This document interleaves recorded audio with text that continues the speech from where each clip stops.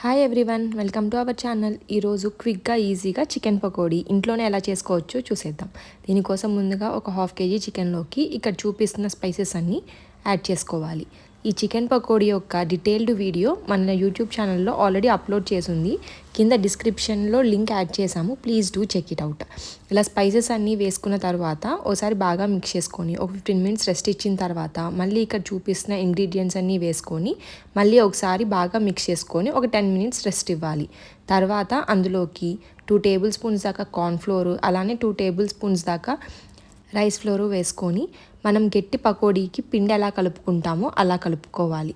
ఇలా కలుపుకుంటేనే మనకి నూనె అనేది ఎక్కువగా పీల్చకుండా పకోడీ అనేది చాలా క్రిస్పీగా ఉంటుంది. ఇప్పుడు డీప్ ఫ్రైకి తగినంత ఆయిల్ వేసుకొని ఆయిల్ హీట్ ఎక్కిన తర్వాత మీడియం ఫ్లేమ్లో పెట్టుకొని కడాయికి తగినంత చికెన్ వేసుకొని చికెన్ని ఎర్రగా వేగేదాకా వేయించుకోవాలి. అంతేనండి, మన చికెన్ పకోడీ రెడీ అయిపోయింది. ఎంతో టేస్టీగా ఉండే చికెన్ పకోడీని మీరు కూడా తప్పకుండా ట్రై చేయండి. మీకు కనుక ఈ వీడియో నచ్చినట్లయితే సబ్స్క్రైబ్ చేసుకోవడం మర్చిపోకండి.